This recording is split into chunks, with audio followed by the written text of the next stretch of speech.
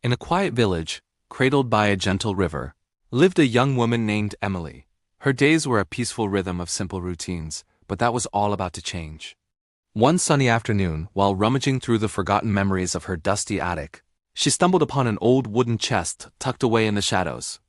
As she moved it, a small folded piece of paper fluttered to the floor. Curiosity piqued, she picked it up. The paper was brittle with age and the ink was faded.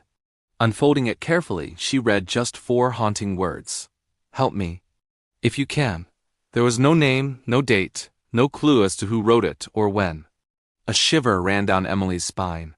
The words felt like a whisper from the past, a desperate plea that had been lost to time. Who was this person, and what kind of trouble were they in? A storm of questions brewed in Emily's mind. Should she even get involved? It could be a prank from decades ago, or a forgotten childhood game. But the urgency in the handwriting felt real, almost as if she could feel the writer's desperation reaching out across the years. A sense of responsibility began to weigh on her heart. The river outside her window flowed on, indifferent, but Emily could no longer find peace in her quiet life. How could she possibly help someone she didn't know? Where would she even begin? The problem felt like a vast, uncharted ocean, and she was just one person in a tiny boat, with no map and no compass. The letter was a mystery, a burden, and a calling all at once. Feeling lost and overwhelmed, Emily thought of Mrs. Willow, the village's oldest resident, a woman whose wisdom was as deep and serene as the ancient trees she was named after. Emily hurried to her small cottage, the mysterious letter clutched in her hand. Mrs. Willow listened patiently, her kind eyes studying Emily's worried face. She took the letter, her fingers gently tracing the faded words. After a long, thoughtful silence, she looked up and said softly, "My dear, you cannot solve a great puzzle all at once. You must start with what you can do.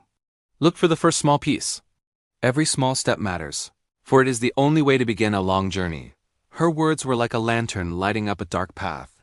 Emily felt a renewed sense of purpose. She didn't need to have all the answers. She just needed to take the first step. With Mrs. Willow's advice echoing in her heart, Emily began her investigation. Her journey started not with a grand plan, but with a simple question. She showed the letter to the baker, the postman, and the old fisherman by the river. She walked through forgotten alleyways, and checked the hidden corners of the village she thought she knew so well.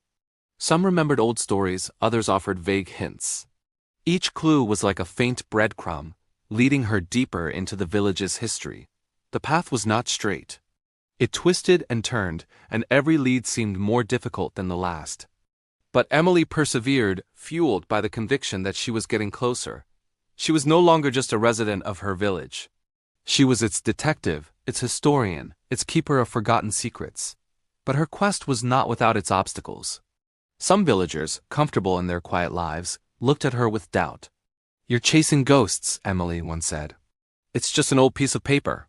Others laughed at her determination, seeing it as a fool's errand. She faced dead ends that left her feeling discouraged, sitting by the river at night, watching her reflection ripple in the dark water. The weight of failure pressed down on her. In those moments of despair, she almost gave up. But then she would remember Mrs. Willow's gentle voice. Step by step. Never stop. That simple wisdom became her mantra, her shield against the cynicism of others and the doubts within herself. So, with each new sunrise, she would rise again, ready to continue her search. Days turned into a week, and just as hope began to fade, a fragment of a story from an old farmer about a family who had left, suddenly years ago, led her to an abandoned part of the village. There, half hidden by overgrown ivy, was a dilapidated shed she had never noticed before. A faint sound from within caught her attention. Her heart pounding, she pushed against the rusted locked door.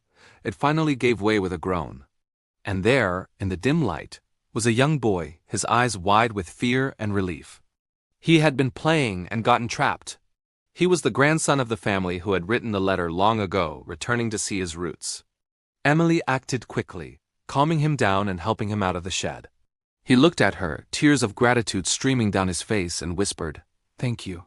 I thought no one would ever find me." As Emily walked home, the setting sun painted the sky in brilliant hues of orange and pink. She held the old folded letter in her hand, no longer a symbol of a burden, but a testament to her journey. She realized that true courage isn't about being fearless or having all the answers. It's about taking that first, uncertain step into the unknown, driven by nothing more than compassion and hope. It's about trying even when the outcome is unclear. She hadn't just found a lost boy.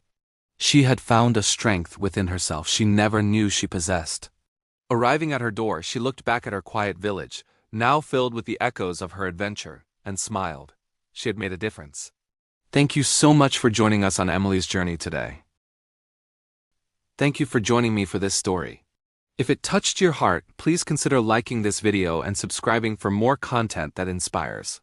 We'll see you next time.